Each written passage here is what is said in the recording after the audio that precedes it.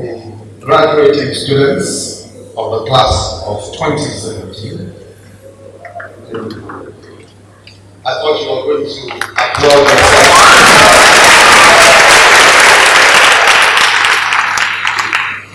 The parents, guardians, and sponsors of the graduating students, distinguished guests, ladies and gentlemen. I'm honored to have been invited to celebrate this special day with you, the 10th Convocation ceremony of the City University. In celebrating the past, we honor the selflessness, the enterprising spirit of the founder and all those who not only dared to envision this great institution and turned a dream to this city of great edifices to nurture the great minds of the future. So today we must honor the founder of this place of creativity and learning, Professor Yemi.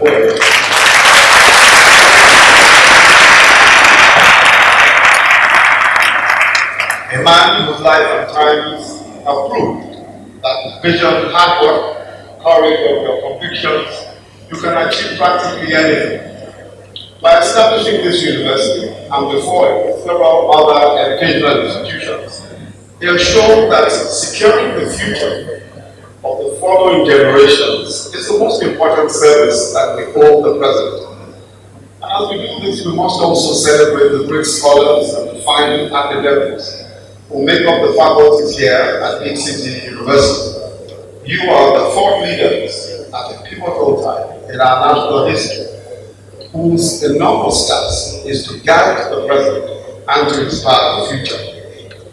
And as we celebrate also, and perhaps most importantly, the reason why we are gathered, the graduating class of 2017. Congratulations, and many congratulations also to the parents, the families, the guardians and sponsors, and the loved ones of the graduates. I was 60 years old in March this year.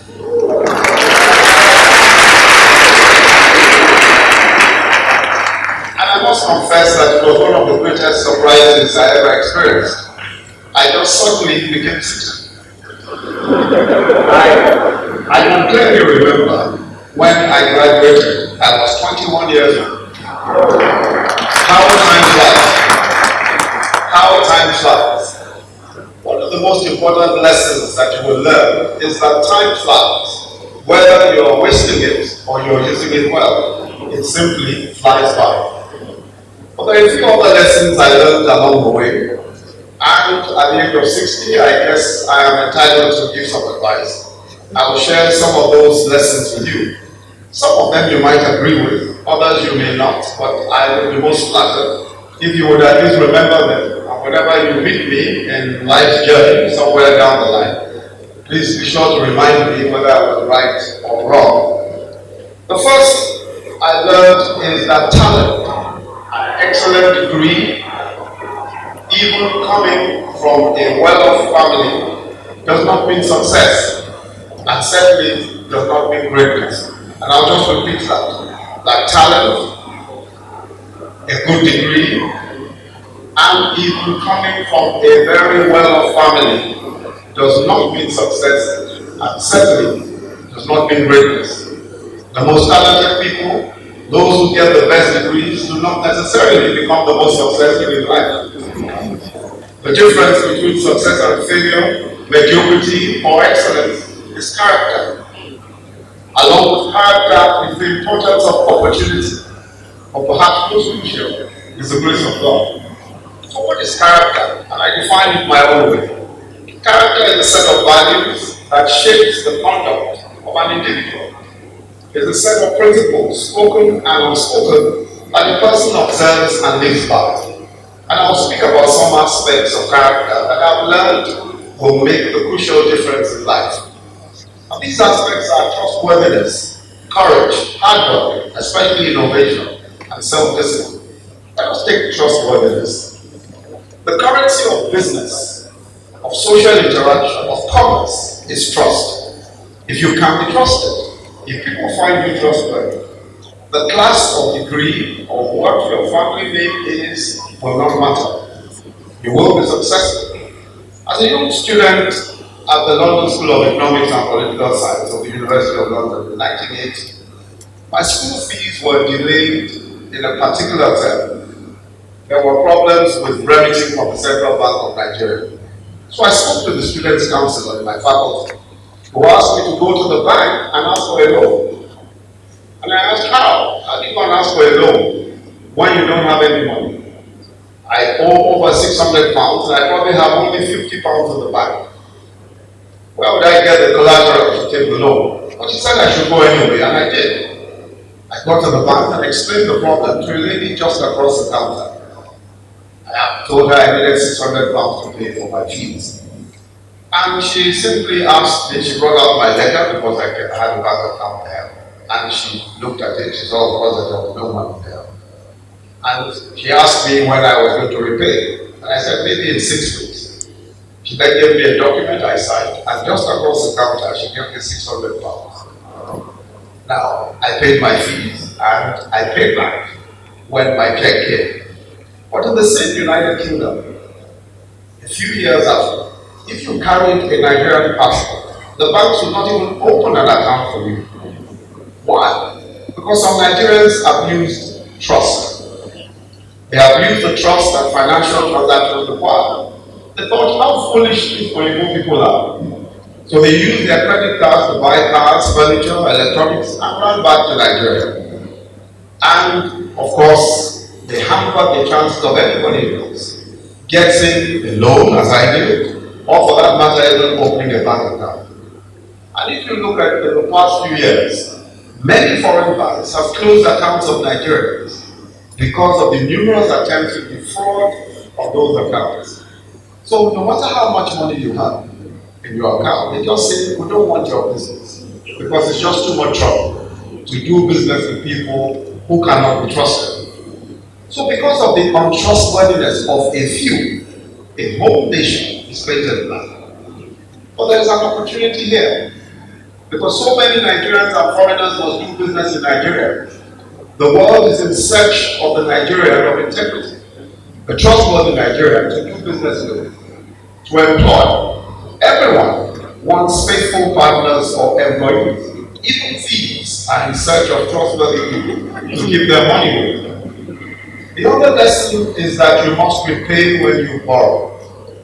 Whether it is from a friend, a relation, or a bank, credit is the lifeblood of business, the lifeblood of commerce. You are dead if your credit sources dry up.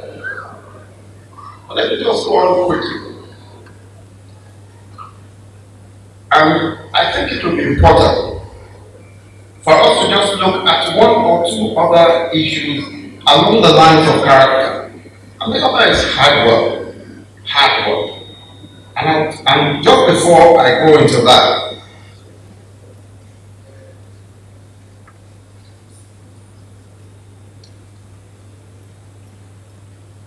sorry, I just give you a second.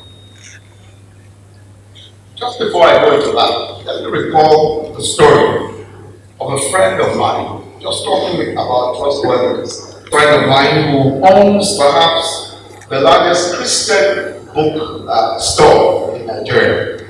And it's interesting because we have also possibly the largest bookstore, general bookstore in Nigeria, Mr. Mosuko, who is going to be honored today. But this friend of mine, I know his story because I know that he started selling Bibles at the time. And he wanted to start this business of importing Bibles and selling Christian books from the US. No publisher in the US wanted to give him credit. Why? Many Nigerians who they had done business with in the past had taken credit and simply disappeared. They simply did not pay back. So he had to pay cash for everything. Now, if you want to do profitable business, you must have credit plans. Because if you don't have credit plans, you're going to have to pay cash for everything and wait until your money comes before you can buy other things. So he simply needed the cash. But gradually, he began to build trust. And as he was trusted, as time went on, and he began to show that he could be trustworthy. He got credit for 30 days, credit for 60 days, credit for 120 days. And after that, everybody wanted to do business with him. All of these publishers who he had been speaking to before, who were not interested in his custom, suddenly began to be interested. And they all wanted to do business with him. And so this person now owns possibly the largest Christian bookstore in Nigeria, because he showed that he could be trustworthy. The moment that you can show that you can be trustworthy, the moment you show that you can be trustworthy, everything changes. Simple as it may sound, hard work and diligence is one of those character attributes that will set you apart. And let me dwell on this point. From here on, it really doesn't matter what you are or what you are hired as your first job. Whether you are hired as a lowly receptionist or hired as a personal assistant or whatever lowly occupation, whatever it may be, what will be important is how much hard work and diligence you put to it. This is what will recommend you in the future. And I want you to remember that it doesn't really matter what that job is. It doesn't matter whether it's an important job or it's a lowly job. What will recommend you is the hard work and diligence that you put to it. While I was teaching at the University of Lagos, in the Department of Public Law, faculty, there were 3 typists in my department. There was a chief typist, a senior typist, and a very junior typist. Because in those days, before the era of laptops and personal computers, etc., typists in the university had a lot of work to do, and they were very important because you always needed to type all your material. When there was work to do, what I found was that the chief typist would disappear. He would be there probably about 4 p.m. As for the senior typist, you hardly ever saw. But this junior typist, the gentleman called Daniel, was always there, always available, and did everybody's work. And I remember many times when I would drop him at home, and he lived close to the university, I would drop him at home at about 1 a.m., as late as 1 a.m. on some nights. After a while, I started working as advisor to the Attorney General of the Federation at the time, Honorable Judge Ola. And he then later became a World Court judge. When he became a World Court judge, he moved to The Hague, to the Netherlands. And in the Netherlands, he called me one day and said that he needed a secretary. He needed someone who could do the kind of work, hard work, long judgments and all that. I had 3 choices to make: chief typist, senior typist, or this junior typist. By the way, the junior typist at the time had only school certificate. He didn't have any other degree, didn't have any other qualification. So I chose him. And he went up to The Hague and started to work in the World Court. He worked in the World Court for a few years. Every judge in the World Court wanted to work with him because he was so hardworking. Later on, he moved his family over to The Hague, qualified, took 2 degrees, went to the US, settled down, and made a good living for himself. One day he remembered me and actually sent me a card. Well, why are you looking so jealous? And I showed him. You guys rejoice in me. But I just want to say that it was so apparent that all that this man had to prove, despite the fact that he had no qualifications at all, or none to recommend him, all he had to prove was that he was diligent, that he would be hard, and that he would do what he needed to do. Solomon, and I speak now of Solomon of the Bible, the wisest man on earth, said these very wise words. He said, "The race is not to the swift, nor the battle to the strong, nor bread to the wise, nor riches to men of understanding, nor favor to men of skill, but time and chance happen to them all." And I want to repeat that. He said, "The race is not to the swift, the battle is not to the strong, nor bread to the wise, nor riches to men of understanding, nor favor to men of skill, but time and chance happen to them all." And I want you to take note in particular of time and chance. Time and chance. Time and chance, another way of saying opportunity. Opportunity is crucial to success. And I'm sure many of us are familiar with that saying, opportunity knocks. Some people say opportunity knocks once. But I think it's probably truer to say that opportunity whispers. Sometimes you just have to listen carefully to it. Besides, as Ravel said, Ravel, an intellectual, said that the opportunity of a lifetime must be seized in the lifetime of that opportunity. In other words, opportunity itself has a lifetime, and you must seize it within that lifetime.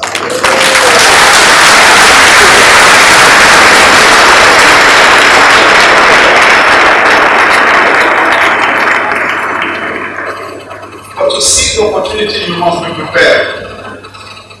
Most people have great hopes and dreams, but they are sometimes not ready for the opportunity when it comes. Let me tell you a quick story. A lady who worked with me for many years, one of her great ambitions was to do a master's degree in law, in particular in the US. She prayed hard about it. And everyone in the department, everyone who worked with us in that department knew of her desire to go to school in the US for a master's degree in law. One day, right out of the blue, we got an offer from a US foundation through the embassy to nominate a candidate, preferably a female, to do a master's and a fellowship in the US. Wow, the rejoicing that day, spirit rejoicing. Every one of us was excited. Of course, excited for this young lady because we all knew what her desires were. We had only 2 days to the deadline. We had to submit her passport that afternoon. Then the bombshell, she didn't have a passport. We desperately tried the next day to obtain a passport, but it didn't work. To cut the long story short, she lost the opportunity. She had everything, but she missed her moment. So there are some here who will say, I want to work in an international organization. There are some here who will say, I want to work with the United Nations. And you know that to stand a good chance of working in an international organization, you need a second language aside from English. So if you haven't started to learn a second language and you want to work in an international organization, now is time. It's time to start. Learn Spanish, French, or even Chinese. So you won't be like a young man who was asked if he spoke a second language and he said yes, English and Ishekiri. All of these. I think that aside from hard work, innovation is going to be very important. Here in Nigeria, many young people are using technology to disrupt existing assumptions and create new opportunities, new markets for themselves. Nollywood Films, Jason Yoko is not an actor or a movie producer, but he has used technology to create a new line of business in the Nollywood film industry. He is the proprietor of Iroko brand TV, and he made that brand the largest mainstream licensors and distributors of over 5,000 Nollywood films. And of course, that number is increasing. Iroko has attracted $20 million in equity. So is the story of Jobaman. I'm sure many of us have heard of Jobaman. I was listed in the Forbes magazine, top 10 tech startups in Africa. Jobaman's story is a fascinating one. In 2009, Olalekan Elude, Ayodeji Adewumi, and Okoyemi Awoyemi. At that time, students of the Obafemi Awolowo University, started a site called Jobaman in their hostel to help connect people looking for work with companies looking to hire. Now, Jobaman is one of the top 100 websites in Nigeria, and it gets 5,000 or more applications every day. About 18 months ago, Mark Zuckerberg, the founder of Facebook, mentioned them as one of the major technology innovators in Africa. They have grown the company into a multi-million-dollar company. The young founders have now divested their interest in the company, and they are investing in other Nigerian startups themselves. Jobaman follows the same principle as the others. They simply link supply and demand. There's a venture capital group, another group of very young people, hardly 28 years old. Venture Garden is a data-driven automation company founded by the focuses on big data, automation, and revenue assurance systems, and they've taken innovation to new levels. For example, one of the subsidiaries, PowerTech, provides automation for the National Power Grid, which now allows real-time monitoring of energy flow from generation to distribution and payment to all parties to promote transparency and sustainability of the electricity market. Social media is possibly Internet's most outstanding phenomenon, I'm sure you'll agree with me. It has created its own economy, and the only limits of opportunity are those of your imagination.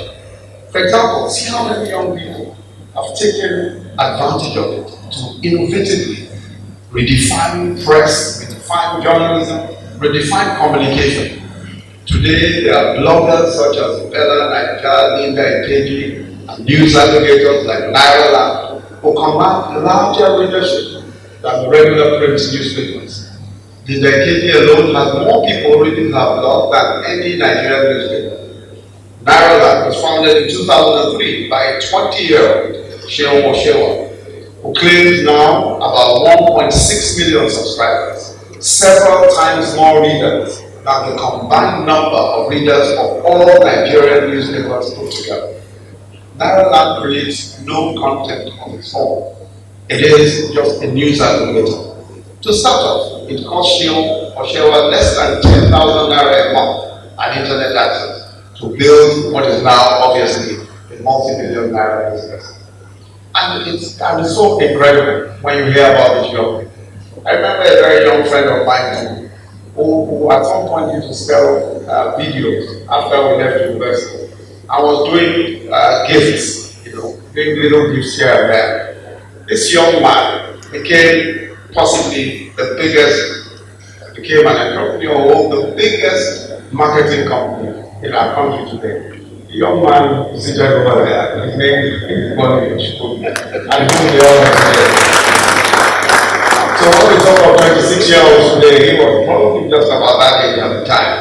But today, obviously, he's also advanced in years like myself. Finally, I've learned that success is more easily attainable than greatness.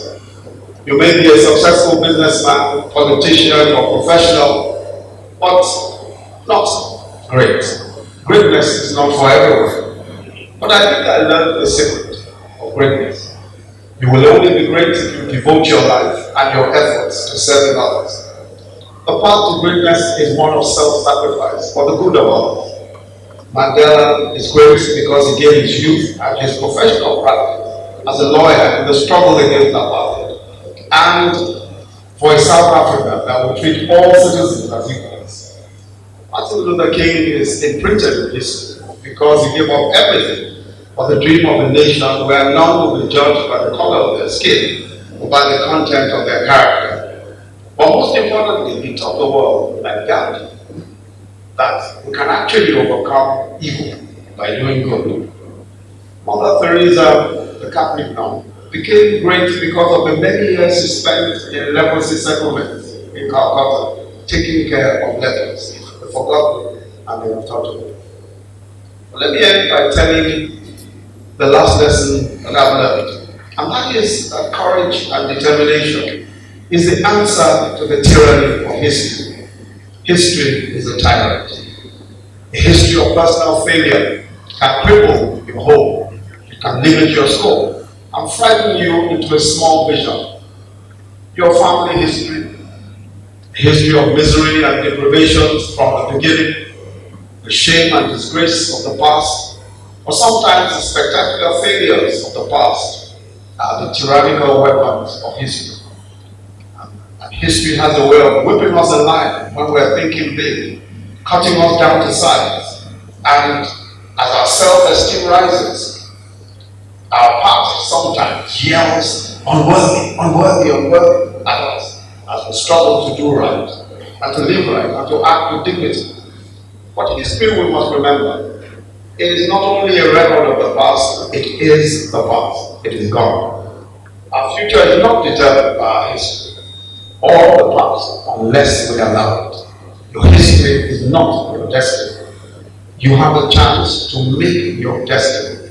You have a chance to determine what your future will be, regardless of what your history is.